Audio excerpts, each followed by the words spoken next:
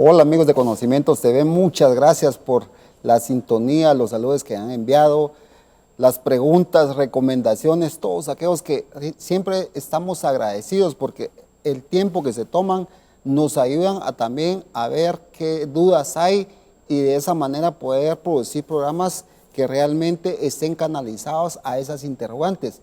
Por eso el día de hoy hemos decidido invitar a una persona que ha estado con nosotros. Él nos ha aportado mucho de su conocimiento, su experiencia desde los inicios de esta pandemia y que justamente vamos a hablar de eso, pues la nueva variante que ustedes saben que está nuevamente ahí, pues en todo este ambiente de salud. Es el doctor Raúl Reyes, amigo, y bienvenido Raúl. Muchas gracias. Desde tu casa. Doctor, muchísimas gracias por darnos de tu tiempo. Y realmente, como te decía, tras de cámaras, siguen habiendo bastantes dudas. ¿Por qué? Porque como hay tantos comentarios, como tantos que opinan, como tantos que dice, que dijeron y todo, entonces preferimos mejor hablar con alguien que sabe del tema, que está al frente, que de alguna manera le haya dado un seguimiento a todo esto que ha estado pasando, pero no queremos dejar pasar la oportunidad de siempre preguntarte, realmente, ¿qué es el COVID? ¿Qué es? Para que nos des una reseña de eso y de ahí desprendemos todo lo que tenemos que hablar el día de hoy, Raulito. Con mucho gusto, perfecto, muchas gracias. Contento también bastante por la invitación y confiado que pues vamos a aportar bastante para los que nos estén escuchando. Y creo que es perfecto iniciar de esa manera. ¿Qué es la enfermedad por COVID? La enfermedad por COVID es una enfermedad ocasionada por un virus.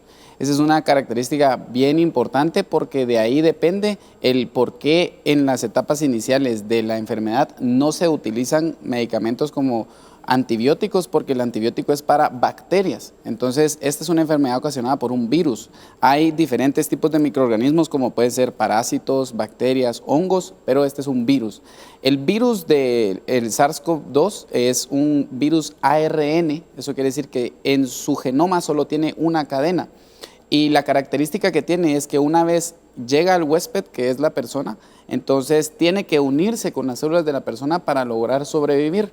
Cuando ya se une el virus ARN, entonces lo que hace es modificar ciertas estructuras dentro de las células y entonces causa la enfermedad. Una vez el cuerpo detecta por la replicación que hay, porque llega el virus y en las primeras etapas, yo siempre le explico a los pacientes de esta manera, es como que tengamos un vaso vacío.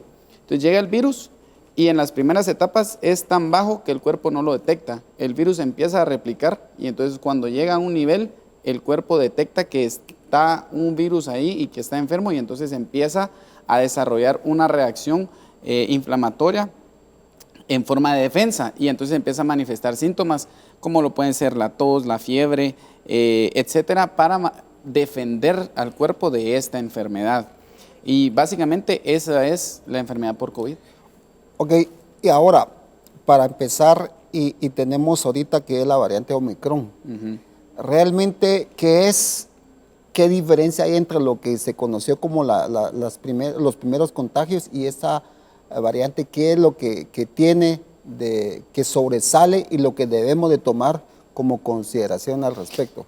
Pues es bastante importante hacer ver que no solamente esta nueva cepa, sino las otras también son debido al, como mencionábamos, la característica del microorganismo que es un virus. Como virus que es y como genoma que tiene, cuando se replica, así como nosotros que también tenemos un ADN, cuando nosotros como seres humanos nos vamos replicando, tenemos cambios dentro del ADN que nos van modificando en la manera de ser. Yo contengo un ADN y usted contiene un ADN, pero las cadenas de ADN son diferentes en orden, sin embargo con cierta similitud. Por ejemplo, los dos tenemos ojos, los dos tenemos nariz, los dos tenemos ciertas similitudes, pero somos de diferentes color de piel, etc. Asimismo, el virus del COVID tiene una estructura más o menos como de 30,000, son como 29,000, no sé cuántos nucleótidos, la cadena de ARN. Entonces lo que pasa es que cuando el virus se va replicando, esas mismas replicaciones lo que van causando son mutaciones dentro del mismo ARN y entonces, por ejemplo, si a mí me inoculan un virus de SARS-CoV-2 y yo me enfermo, esta enfermedad va a replicar y yo se la contagio a alguien más, este virus ya replicado, ya con mutaciones, contagió a esa persona y entonces ya esa persona no contiene la variante inicial que yo tuve, sino que ya tiene la variante mutada y entonces esta persona tiene otra. De hecho, variantes como tal, es que esa es una cosa bien importante que entender, variantes como tal del SARS-CoV-2 hay miles. Cepas son las que estamos viendo ahorita, que por ejemplo está la alfa, la beta, la gamma, la delta y ahora la omicron. Pero estas son cepas. Variantes dentro del COVID hay un montón. Y esas mismas mutaciones que el virus va teniendo van ocasionando tanto que el virus se pueda morir como que el virus pueda ser más agresivo. Por eso a algunas personas les pegaba más fuerte, a algunas personas les pegaba más débil, porque las mutaciones dentro de cada persona van siendo de diferente forma. Lo que tenemos es similitudes en comportamientos. Por ejemplo, todas las variantes de Omicron se comportan de una manera, todas las variantes de Delta se comportan de cierta manera y así sucesivamente, ¿verdad? Pero Omicron es una nueva cepa de este virus que ha sido debido a la replicación que ha habido por tanto contagio. Excelente. Desde ya estamos haciendo la invitación para que nos estén viendo, pues puedan hacer llegar sus preguntas. Está ahí a su disposición el número de teléfono de WhatsApp. También nos puede ver por medio de nuestro canal de YouTube, Conocimientos TV, y las otras plataformas que ponemos a su disposición. De hecho, ya hay una pregunta y nos dice si esta cepa te inmuniza de todas las demás y por cuánto tiempo. No. El virus tiene varias formas de contagiarse. Una de ellas es por la proteína Spike, que por ejemplo si nosotros encapsuláramos, y todos hemos visto un dibujo de cómo es el SARS-CoV, ¿verdad? Entonces es un círculo con diferentes como ramitas o arbolitos dentro de su estructura. Esas son proteínas, esos son los antígenos que se unen al anticuerpo que el humano genera para poder defenderse.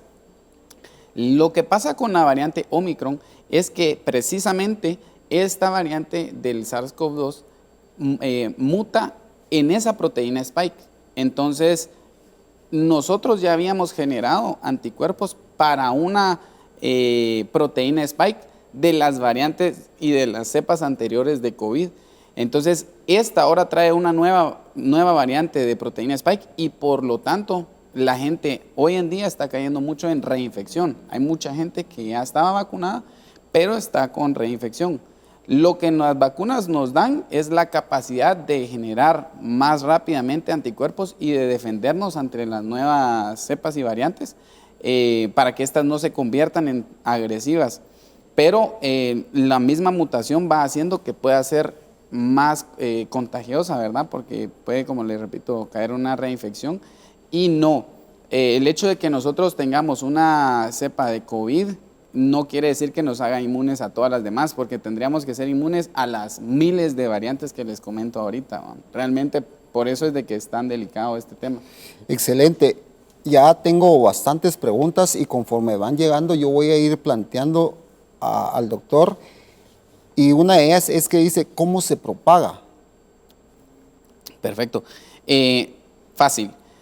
Nosotros tenemos el virus se inocula dentro de las mucosas y la mucosa por medio de la expansión por tos, estornudos, etcétera, contagia y queda en ciertos lugares y entonces la gente se expone a eso y se contagia.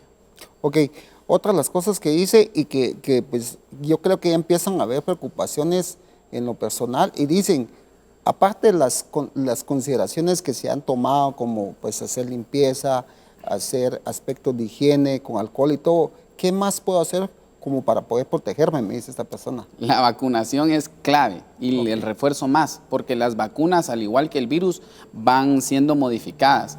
Se cree en mucho del ámbito médico que esto va a ser una cepa anual, como lo es con la influenza, por ejemplo. Entonces la vacunación es lo que deberían de hacer para poder estar lo mejor protegidos e irse reforzando conforme vayan saliendo los refuerzos de la vacuna. Ok, otra pregunta que me hacen también es, ¿qué debería hacer si me enfermo o alguien en mi casa se enferma? Ok, lo primero, pues la persona aislarse, conseguir una revisión por parte de un médico, tratar de no automedicarse y tomar lo que está indicado, lo que está recetado. únicamente. También me dice esta misma persona, ¿cuál es el riesgo de que mi hijo contraiga COVID? Bastante alto, más por esta variante nueva. La verdad es que hay muchos niños infectados ahora en día. Es una probabilidad alta. Ahora, para consolidar en lo que me han estado enviando ahorita de preguntas, la preocupación ahorita recae mucho en niños, porque dicen, aquí me hace un comentario una persona, que en Estados Unidos hay un alto grado de contagios en relación a los infantes, Sí. que antes no se daba, que en las primeras contagios no se dieron. ¿A qué se debe eso? ¿Por qué es que se está dando eso? Y la otra de una vez, doctor, que tal vez en dos preguntas en uno es, si Guatemala ya está enfrentando esa situación o se espera que haya más contagios a nivel de niños. Contestemos la segunda primero para terminarla y después nos vamos a la primera. Sí, Guatemala ya está enfrentando la variante Omicron y ahora con lo de los niños. Yo no estoy tan seguro de que los niños no hayan sido contagiados con las primeras dos cepas. Lo que pasa es de que cada cepa se comporta de manera diferente, es lo que le mencionaba al inicio. Entonces, las primeras cepas, las alfa, beta, gamma, e inclusive la delta, tenían un comportamiento que en los niños no manifestaba síntomas. Pero yo en lo personal hice muchos hisopados en donde yo trabajé en el mero año de pandemia que fue 2020 y le puedo decir que, por ejemplo, de 10 niños hisopados, 9 salían positivos. Era un índice de contagio entre niños más alto que en los adultos, pero simplemente estas cepas de COVID anteriores no manifestaban síntomas. En cambio, esta nueva Omicron sí está manifestando síntomas en los niños. Todavía no se sabe porque la cepa es muy temprana, a largo plazo cuál podría ser lo perjudicial, pero gracias a Dios hasta el día de hoy respecto a lo que van los niños, la mayoría ha salido muy bien, la mortalidad siempre se ha mantenido solamente en adultos.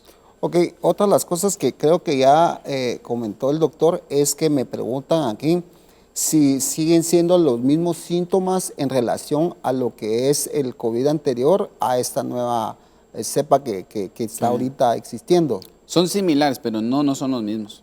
Son similares. Esta, por ejemplo, no ocasiona pérdida de olfato y gusto tan frecuentemente como la otra. Yo lo he visto muy poco. Está registrado que los síntomas en esta variante, de hecho, es una característica bien interesante de la Omicron, que dice que esta nueva variante adquirió cierta información genética muy similar a la que tiene los virus que ocasionan la gripe común. Por lo tanto, este tiene un comportamiento más de un resfriado que de una neumonía como la tenían las cepas anteriores. Pero no se comportan de manera igual, son diferentes síntomas. Ok, me hacen una pregunta también, si las pruebas o lo que se conoce como para detectar si yo estoy contagiado, si siguen detectando esta Omicron o si hay que considerar otros tipos de pruebas para poder Muy buena pregunta, esa está muy buena y la verdad es que las PCR sí. ¿Por qué las PCR? Porque hay dos tipos de pruebas. Espero no tomarme mucho tiempo para explicar esto, pero hay dos tipos de pruebas. Están las pruebas por genomas y están las pruebas por antígeno, les llamamos, ¿verdad? Y también por anticuerpos. Pero las pruebas por genoma, como lo es la PCR y el conteo, no recuerdo cuál es el nombre de la otra, pero son dos pruebas que lo que hacen es ver la cadena de ARN y determinar si lo que está ocasionando la enfermedad es SARS-CoV. Esas pruebas sí, definitivamente. Las PCR siguen detectando si es COVID o no. Ahora las de antígeno, ¿qué es lo que pasa? Las de antígeno sí están dando mucho falso negativo. ¿Por qué? Porque el antígeno detecta lo que se une al anticuerpo. Y entonces, como le explicaba anteriormente, la proteína Spike, que es la que está en estas nuevas variantes de la cepa Omicron, está cambiada. Entonces los anticuerpos que nosotros ya teníamos, que son los que se deberían de unir a la prueba, no se unen porque esta variante es diferente. Entonces sale un falso negativo, pero en las pruebas estas que no son de genoma, sino que son más que todo de reacción. Muy interesante con todo esto que estamos conversando con el doctor Raúl Reyes. Por favor, sigan enviando sus preguntas porque de esa manera vamos a ampliar lo más posible este tema, pero necesariamente tenemos que ir a la pausa y al volver vamos a seguir con las preguntas.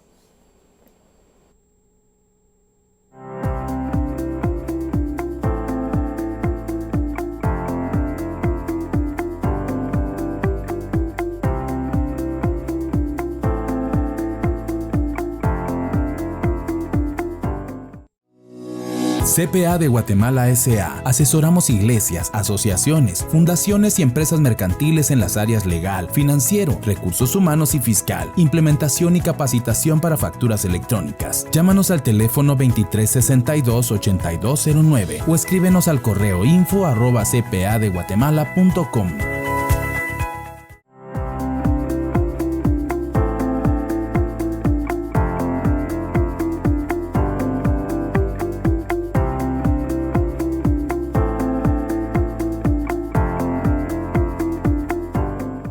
Seguimos conversando con el doctor Raúl Reyes y nos ha respondido ya bastantes preguntas, pero antes de ir a la primera pausa, dejamos una pregunta que es si las pruebas que inicialmente se hacían para detectar el COVID, si son siempre útiles en esta nueva cepa, en esta nueva variante, o qué tipo de pruebas debo someterme para poder determinar si realmente estoy contagiado o no.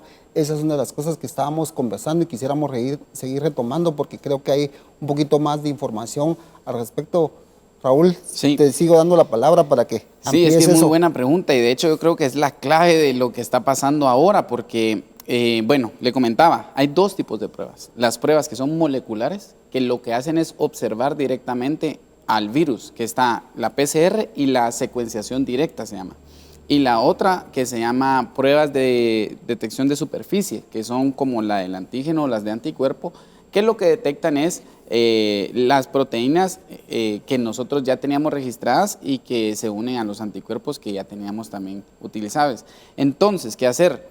Si alguien es altamente sospechoso de COVID porque estuvo en contacto directo con alguien positivo y la persona empieza a manifestar síntomas, lo correcto es ir a realizarse una prueba de PCR, porque si va a hacerse una prueba de antígeno y le sale negativa, pero la persona es altamente sospechosa, puede andar por ahí pensando que es negativo y lo que pasa es que está dando un falso negativo.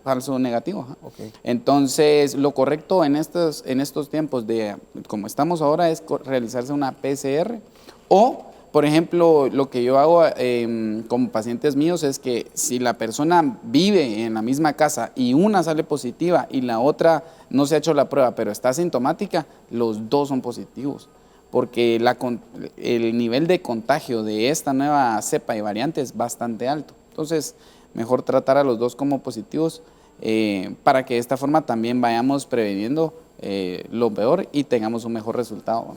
Excelente. Me dicen acá también, siempre relacionado con esto, es si realmente siempre va a haber una persona contagiada que definitivamente debe demostrar síntomas o puede pasar sin ningún síntomas y solo es un portador del virus y que va a estar contagiando al área en que se está él moviendo. Sí, sí puede pasar. Siempre hay gente asintomática, porque como mencionábamos previamente, las cepas se comportan de manera distinta en cada ser humano.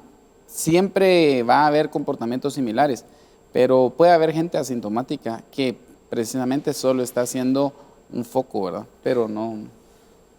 Gracias a todos aquellos que nos han hecho llegar sus preguntas. Definitivamente son muchas. Yo espero que nos dé tiempo para poder responder todas. Bueno, en el caso mío, pues solo soy el que hace las preguntas. El doctor Raúl es el que nos estaba haciendo el favor de responderlas.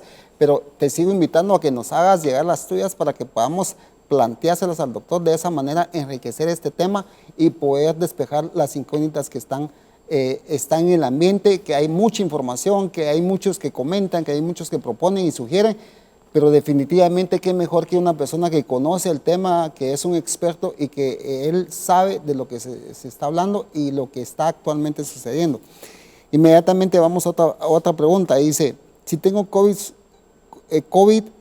¿lo comunico a las personas con las que estuve o simplemente eso ya se perdió? Ya simplemente ahorita como que ya nos acostumbramos a que, porque en los primeros contagios se daba eso, yo tengo COVID y lo publico, pero sí. ¿Qué pasa con eso? Me comentan acá. No, aquí me voy a tomar un poquito de tiempo para decir un par de cositas. Número uno, siempre es importante hacer saber a las personas con las que uno estuvo del contagio que uno tiene, porque esa es responsabilidad ciudadana, sea lo que sea, inclusive por el mismo miedo o por X, Y, Z razón, pero lo correcto es avisar de lo que se tiene, porque el resultado puede ser desfavorable y la persona podría ahorrarse tiempo vital de vida si supiera qué es lo que está pasando con ella.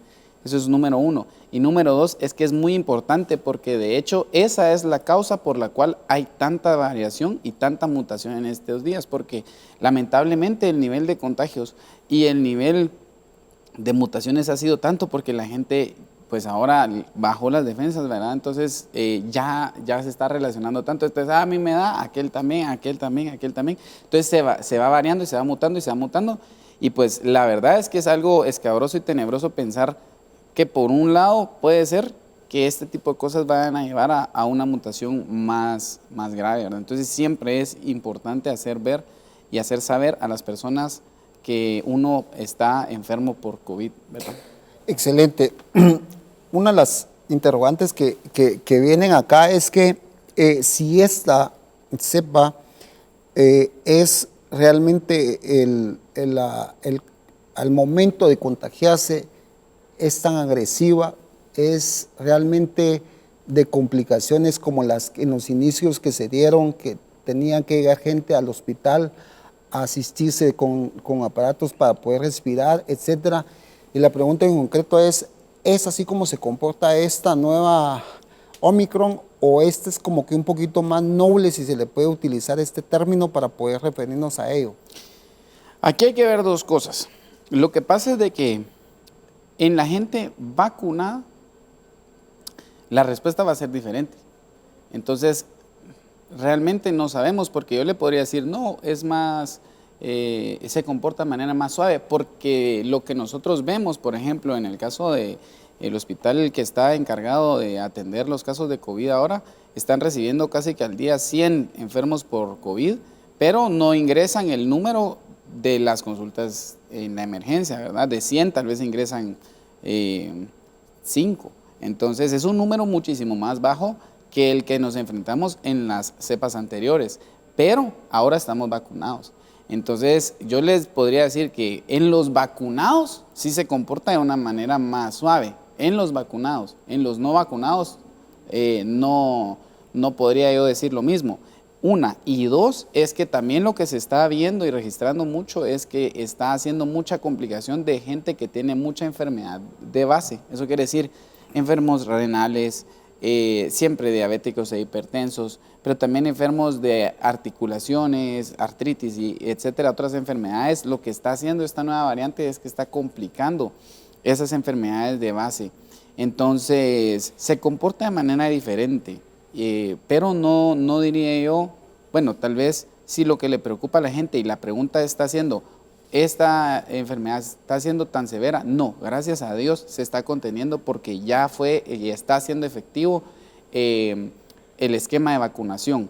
Sí, estamos teniendo una variante que no se está comportando tan agresivamente como se comportaron las anteriores, pero no es motivo para bajar la guardia. Excelente. Y eso yo creo que va de la mano con la siguiente pregunta, porque la siguiente pregunta es enfocado directamente hacia eso.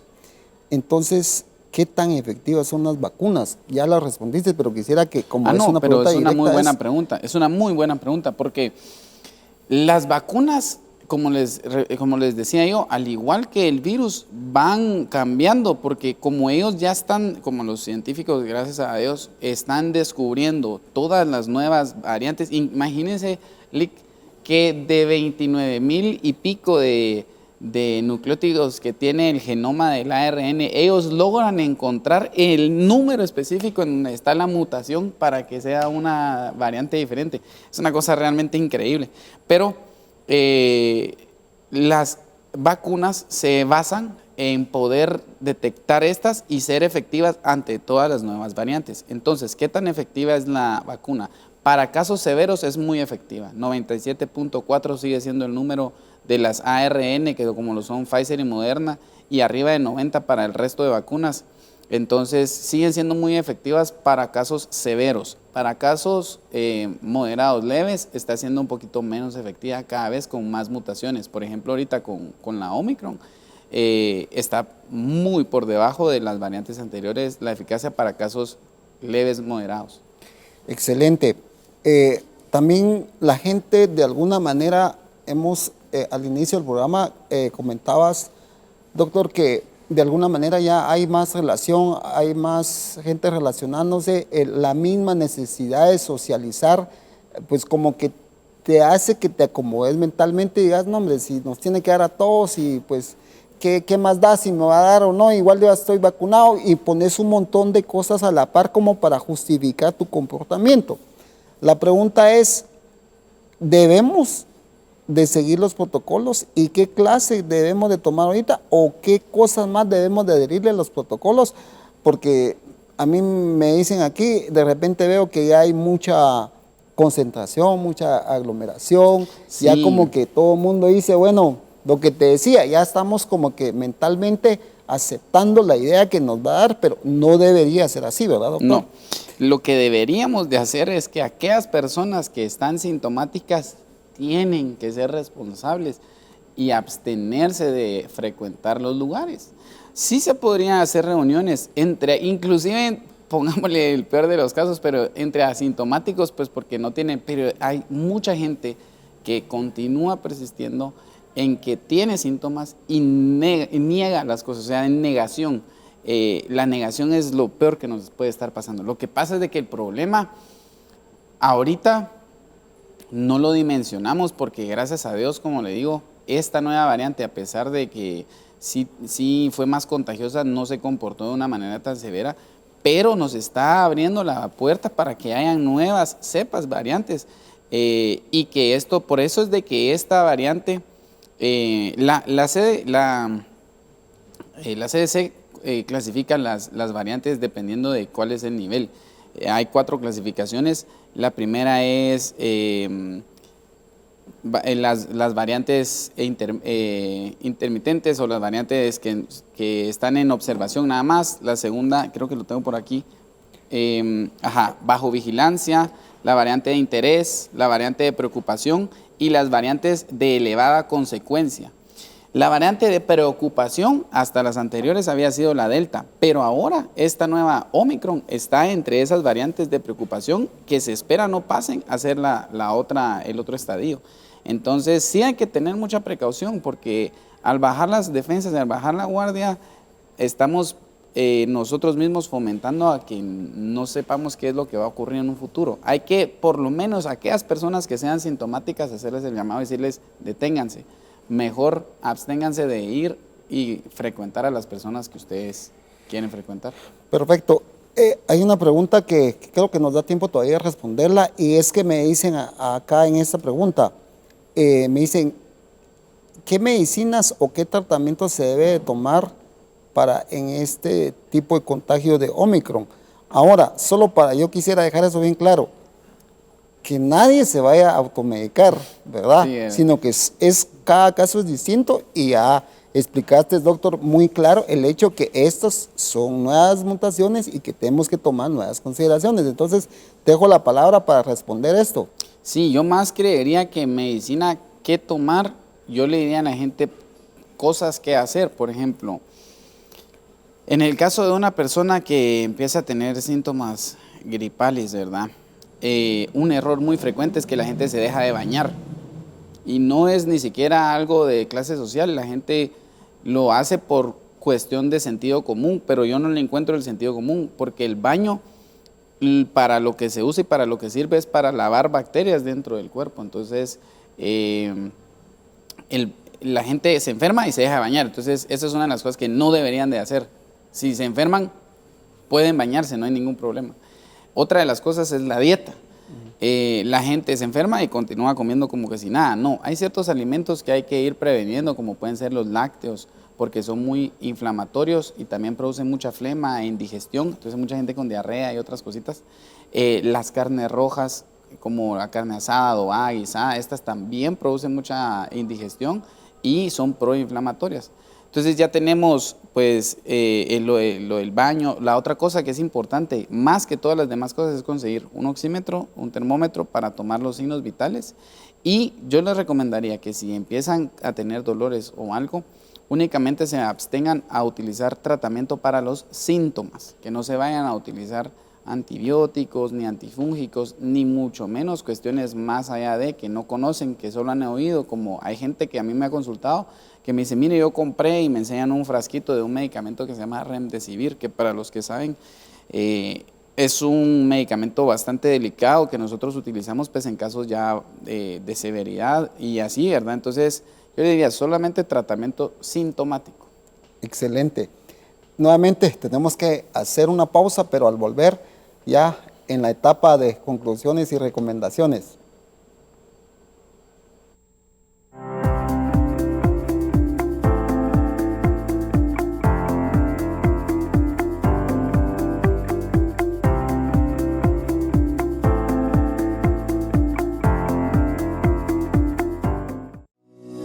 CPA de Guatemala S.A. Asesoramos iglesias, asociaciones, fundaciones y empresas mercantiles en las áreas legal, financiero, recursos humanos y fiscal, implementación y capacitación para facturas electrónicas. Llámanos al teléfono 2362-8209 o escríbenos al correo info@cpadeguatemala.com.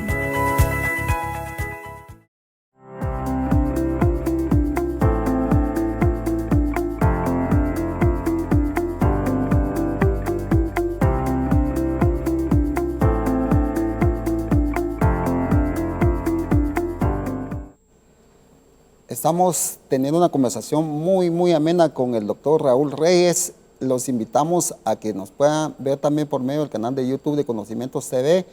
También las otras plataformas que ponemos a su disposición como Facebook y todas las demás que usted le pueda facilitar el poder ver este programa y poder empaparse de todas estas respuestas que ha estado conversando con nosotros Raúl. Hay un montón de preguntas, doctor. Fíjate que yo no creo que nos vaya a dar tiempo con este programa. De hecho, pues yo creo que hay un sinfín de cosas que siguen ingresando, pero yo creo que hemos abordado lo medular. Pero yo sé que hay más preguntas y de hecho me siguen llegando. Ahora, para entrar a una etapa de lo que es el tema de vacunas, quisiera como que hacer un resumen y consolidando todas las preguntas. Una de las que me hacen es, ¿por qué las vacunas causan efectos secundarios tan fuertes que pueden incluso causar la muerte? La verdad es que no. Porque la Pfizer, por ejemplo, de 177 millones de vacunados, creo que una mortalidad se registró, o algo así, imagínense, 177 millones. No. Sí ocasiona síntomas fuertes, pero no, la muerte no. Ahora, si alguien se muere y se vacunó, muy probablemente la gente puede llegar a pensar que fue por eso, pero yo estoy seguro que tal vez fue por otra causa, porque, por ejemplo, no tuve yo, porque yo no lo atendí, pero sí conocí un caso, mejor dicho, en el que la persona lo que le ocasionó, lo que le provocó, no la vacuna, sino que ella solita, ¿verdad? Ella llegó a vacunarse y todo, pero y lo que ella tenía era un pico hiperglicémico muy alto, entonces entró en una cetoacidosis diabética, que es una cosa bien terrible, y eso fue lo que la complicó y lo que la provocó que falleciera, pero no fue la vacuna, ¿verdad? Entonces fue su estado previo de diabetes mal controlada, porque entonces uno hace un examen de hemoglobina glicosilada y ve que durante los 3 meses tenía una hemoglobina glicosilada en 14, una cosa así bien terrible, ¿verdad? Pero entonces, para concluir y aprovechar el tiempo, ¿por qué da síntomas? Lo que pasa es de que dependiendo del tipo de vacuna que es, lo que está ocasionando es que las defensas reaccionen. Eso es lo que estamos haciendo que nuestras defensas actúen y de que de esa manera ellas vengan y se preparen para la enfermedad. Entonces, esa reacción que el cuerpo está generando para desarrollar defensas es lo que ocasiona los síntomas. Ok. Otra pregunta que me hacen es, ¿puedo contraer COVID más de una vez? Sí, es lo que les estaba mencionando desde el inicio. Las variantes van cambiando y cada variante se va comportando de manera diferente y va teniendo diferentes proteínas de spike que son las que ocasionan que la gente se pueda seguir contagiando, sí. Ok, dice, ¿en qué periodo la enfermedad es más contagiosa y cuándo llega hasta para llegar a intubar a una persona o cuando ya es positiva? Entonces, ¿en cuánto es el rango de tiempo? Depende. Fíjese que al principio, al rápido, ¿verdad? Más o menos como a los de 2 a 5 días después del contacto directo con alguien positivo se da el contagio. Cuando inician los síntomas, el periodo del inicio de síntomas, más o menos hasta como 5 días después, es el periodo más alto de viralidad y de que la persona puede contagiar a alguien más. Pero eso va variando, porque con las cepas anteriores sí se tenía una línea del tiempo que más o menos cuando la persona se contagiaba hasta el 5.º día del contagio, la persona empezaba a dar síntomas. Ahora ya no, con la variante de Omicron, al día siguiente o a los 2 días, porque pareciera, por eso le decía también que es bien interesante esa parte cuando uno la investiga, que esta variante Omicron ya tiene información genética muy similar a la de la gripe. Entonces la gente hoy estornuda y tose, y así pasaba antes. Se recuerda, tal vez usted verá que fácil uno andaba con alguien que tuviera gripe, al día siguiente uno ya tenía gripe. Algo así está pasando ahora. Por eso, bueno, la otra pregunta es, dice, ¿qué tan buena es la inmunidad de rebaño? La verdad es que no fue tan buena en los países europeos, porque de las variantes que hay, las más fuertes están en Europa. De todas las variantes, aquí en Guatemala, por ejemplo, Brasil tiene una variante que, si no estoy mal, se puede llamar como Epsilon, una de las variantes, una de las cepas de COVID, y esa variante se comporta de una manera un poquito más agresiva, pero las cepas que están en Europa son más fuertes, las variantes, mejor dicho, las variantes de la misma Omicron que están en Europa son más fuertes que las que estamos aquí, porque variantes de Omicron como tal se han registrado como, hasta lo último que yo leí, eran como 50 variantes de la misma de Omicron. Entonces, las más fuertes están en Europa, y ellos en algún momento utilizaron o quisieron hacer la inmunidad por rebaño. Entonces yo diría que no les fue tan bien. Excelente. Otra de las preguntas que me hacen acá es, ¿se puede contagiar de COVID un feto o una madre que está en periodo de gestación, que ella sea portadora y que se lo transmita al bebé? ¿Ha habido casos? Bueno, dentro del vientre de la madre no debería, porque no hay intercambio de sangre. Lo que sí podría hacer es que al momento del nacimiento el bebé se contagie, eso diría yo. Ok. O sea, entonces eso me lleva a otra pregunta que cabal me lo hicieron. O sea, un bebé recién nacido, obviamente sí ya es... Podría ser vulnerable a contagiarse. A contagiarse. Ahora, me dicen aquí también, regularmente cuando a una persona intuban, el porcentaje de recuperación es mínima. Y sí. ¿Por qué se da eso? ¿A qué se debe eso? Porque realmente casi que es una sentencia de muerte, doctor. Sí, lamentablemente es una cosa bien fea y bien dura, pero lo que pasa es de que, como mencionábamos al inicio, voy a tomar el vasito, sí. El virus empieza a replicar, y entonces llega un momento en el que el cuerpo lo detecta y empieza a manifestar síntomas. A partir de ahí, cuando nosotros damos el tratamiento a la gente, entonces empezamos a esperar que el mismo cuerpo de la persona sea lo suficientemente fuerte como para volver a disminuirlo. Pero ¿qué es lo que pasa con las personas que se intuban? No disminuye, al contrario, se sigue replicando y sigue ocasionando una respuesta inflamatoria agresiva, y entonces la gente, por decirlo así, tiene el tope. Entonces se le empieza a dar un montón de medicamentos, pero una cosa lleva a la otra. La hipoxia, que es la falta de oxígeno, produce falla orgánica, y entonces muchas veces una persona que llega al estado de intubación, ya los órganos en sí le están fallando, y ya con una falla multiorgánica es muy difícil sostener la vida de una persona. La verdad es que sí es una situación bien difícil. Ahora, también me hacen preguntas, obviamente estamos en una etapa donde empieza un ciclo escolar a echar manos, si se quiere ver así, arrancar nuevamente un ciclo escolar. Me hacen ahí preguntas, ¿realmente es recomendable a estas alturas el poder ya enviar a los chicos a estudiar, que ya hayan una actividad presencial, o realmente por viniendo de usted, que es una persona que conoce del tema, recomendaría hacerlo o no hacerlo? Esa pregunta está capciosa, ¿va? Pero no sé si capciosa, pero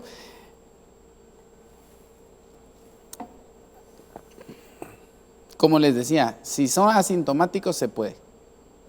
Si no, mejor no enviarlos. Ok. Ahora, me dicen, siempre relacionado con eso, como que ya se tomaron su tiempo los papás por la preocupación de los chicos. Dice, si han estado en este tiempo resguardados en casa y volverlos a enviar, no solo existe la posibilidad de contagio de Omicron, sino que de cualquier otra pues gripe común, ¿verdad? Porque Sí. realmente, doctor, y eso yo me quiero tomar un tiempo, realmente también sí existía eso antes, de que un chico iba a estudiar y había uno con gripe y se lo contagió a los demás. Eso siempre ha existido. Ahora, esto que es este virus, definitivamente también no nos exime de eso. Entonces, volvemos a la pregunta. Entonces, ¿qué hacemos? Porque esa es la preocupación de la gente. Y yo creo que una de las cosas que nos empujó a hacer este programa es eso, ¿verdad? Nos preguntan, ¿ustedes qué nos recomiendan? ¿Hay algún Ahora se me experto en ocurre, el tema? sí, ahora se me ocurre algo muy importante. Yo diría, para aquellos niños mayores de 12 años, primero que estén vacunados. Segundo, hacer lo mismo que se hacía, como usted bien lo menciona antes. Si un niño está enfermo, no enviarlo, no enviarlo al estudio. Y si alguien se detecta enfermo ahí, hacerle el hisopado, PCR, y si se detecta que el niño está positivo, entonces hacerle la prueba a los demás. Eso debería hacerse. Eso, y ahorita justamente me viene otra pregunta y me dicen a mí aquí, si únicamente las pruebas PCR son las que son efectivas, en este caso, las demás definitivamente pues deben de ser desechadas porque no son una prueba confiable, me dice. No tan desechadas como tal, sirven mucho para diferentes propósitos. Por ejemplo, imagínense, lo que pasa es que es una prueba rápida, es una prueba muy rápida y muy barata, y sigue teniendo un nivel de efectividad. Ya no es tan alto el nivel de efectividad del positivismo, pero sigue siendo un nivel bastante elevado. Pero entonces, ¿para qué nos sirve? Para precisamente eventos bastante grandes o masivos en los que se quiera hacer prueba a toda la gente de ahí, sirven, porque se va a hacer por lo menos una prueba, ¿verdad? Por ejemplo, si alguien está asintomático y lo que quiere es salir de duda rápido, puede hacer, porque esos son los planes que ofrecen ahora. Le hacen la prueba rápida, la persona se mantiene aislada en lo que le dan el resultado de la PCR. Porque imagínense, usted es altamente contagioso. Entonces usted viene y se hace la prueba de antígeno y sale positivo, de una vez se aísla. Pero en el caso de que usted es altamente sospechoso de COVID, dije contagioso, ¿verdad? Pero es altamente sospechoso de COVID, le hacemos la prueba de antígeno y sale negativo, entonces en el caso suyo sí hay que esperar, siempre aislado, a que salga la PCR.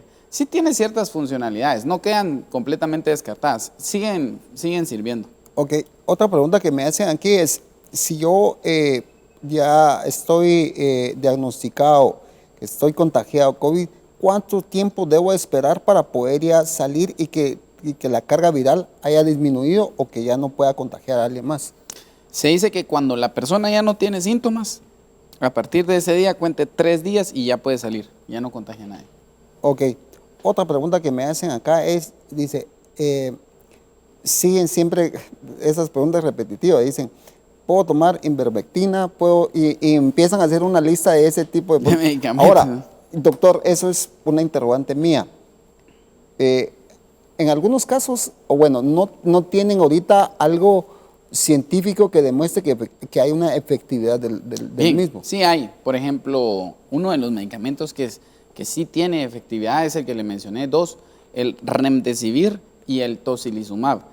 Cada uno en diferentes etapas de COVID, pero sí son medicamentos efectivos, comprobados, que están científicamente documentados, que tienen efectividad para ciertos casos. Por ejemplo, el remdesivir se utiliza solo antes de que la persona llegue a utilizar más de 3 litros de oxígeno en los primeros 7 días de la enfermedad. Un montón de cositas ahí importantes para hacer ver, pero sí hay medicamentos que sirven directamente para tratar COVID, pero no fuera de estos 2 que yo le menciono, no hay como un lo que pasa es que la gente quisiera que hubiera así como hay un antibiótico, por ejemplo, alguien se enferma de la garganta, el antibiótico de elección por años ha sido la amoxicilina, ¿va? Entonces a la gente quisiera que, me dio COVID, toma esto. No hay nada tan así, pero sí hay medicamentos que sirven y que son efectivos para tratar COVID. Ok, otra pregunta que me hacen es si realmente sí es recomendable si realmente hacen una función. Lo que en algún momento platicamos en un programa anterior, doctor, es el rociar a las personas con alcohol, el usar ese tipo de limpieza y todo. Solo es un paliativo, es un placebo, es algo psicológico, es algo que ayuda en algo, o solamente estamos tirando alcohol al aire sin que tenga ningún efecto. Sin que tenga ningún efecto. No, de hecho yo creo que de todo lo que se hace, el método más efectivo sería el rociamiento con algún tipo de desinfectante. Ese tal vez es el más efectivo de todos, porque ese sí nos garantiza de que estamos desinfectando a la persona, porque el virus queda cierto tiempo en algunos objetos, ¿verdad? Entonces, si nosotros venimos y limpiamos y hacemos la desinfección, sí es efectivo. Ahora hay otras cositas como por ejemplo la temperatura, que es lo que mencionábamos precisamente en el programa anterior, que lo malo es que se toma mal, ¿va? No se toma donde se debería tomar, que si es digital es en la frente. Y lo demás, por ejemplo, lo de las, ¿cómo se llaman? Las alfombras y esto. Lo otro que sí es muy altamente efectivo, tal vez hasta más que inclusive el rociamiento, es la limpieza de manos con alcohol. Eso es clave. Entonces yo le diría a alguien, si lo que quiere es tener buenas precauciones dentro de su local, negocio, etcétera, que si va a tomar la temperatura, la tome en la frente, porque esta cepa inclusive sí causa mucha fiebre. Entonces, si la gente tiene fiebre, no. Que sí tenga alcohol en gel y que puede rociar a los que vayan a entrar, y eso sí funciona. Ok, yo creo que estamos ya casi en la etapa ya de, obviamente se han respondido varias preguntas, quisiéramos seguir planteándolas, pero definitivamente tal vez dejaríamos temas pendientes y a medias y que no queremos llegar a confusión de los que nos ven. Yo agradezco mucho a la gente que se ha tomado su tiempo en proponer que se aborde nuevamente este tema por lo que se está viviendo, no solo a nivel nacional, sino a nivel mundial, de que nuevamente hay repuntes, hay contagios, y hemos estado conversando hoy con el doctor Raúl Reyes con este tema.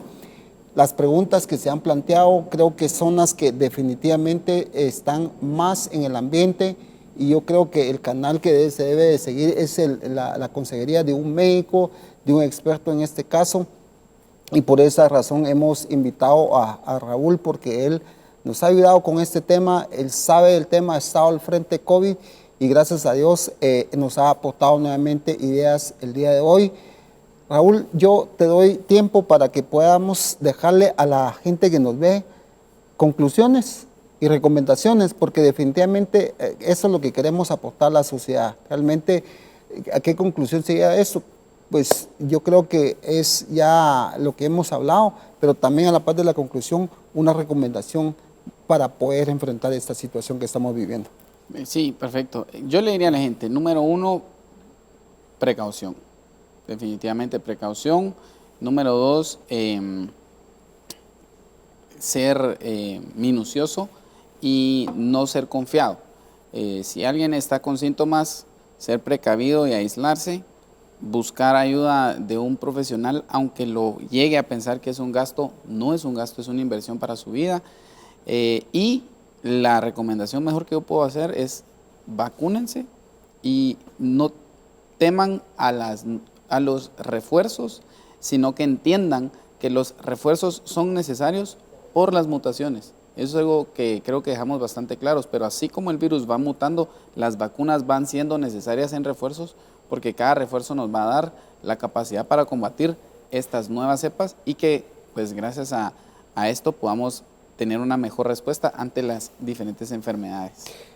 Muchísimas gracias, Raúl. Yo creo que ya estamos en los últimos minutos, segundos del programa, y no me queda más que decirles también que de alguna manera cada quien es responsable de sí mismo, cada quien es responsable de la parte que le corresponde, que es cuidarse, que es tomar las medidas precautorias del caso y no confiarnos. Si realmente no es necesario poder tener una relación pues ahorita social, pues evitarlo lo más posible, y de alguna manera de lo que ya hemos hablado, lo que ya se ha tomado en cuenta, como por ejemplo poder seguir la higiene personal, alcohol, etcétera. Y si en algún momento alguien, porque por alguna razón siente que tiene algún síntoma, ser muy responsables en cuanto a informarlo, aislarse, poder certificar realmente su estado de salud, y de esa manera podemos ir evitando que esto se siga propagando y también poder nosotros inmediatamente buscar ayuda para poder ser atendidos por un médico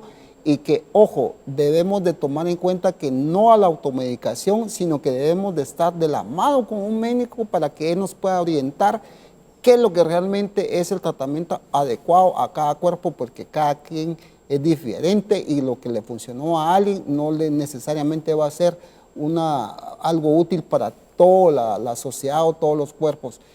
Ha sido esto, Conocimientos TV. Muchísimas gracias por las preguntas y las que no pudimos realizar. Será hasta la próxima. Nos vemos. Bendiciones.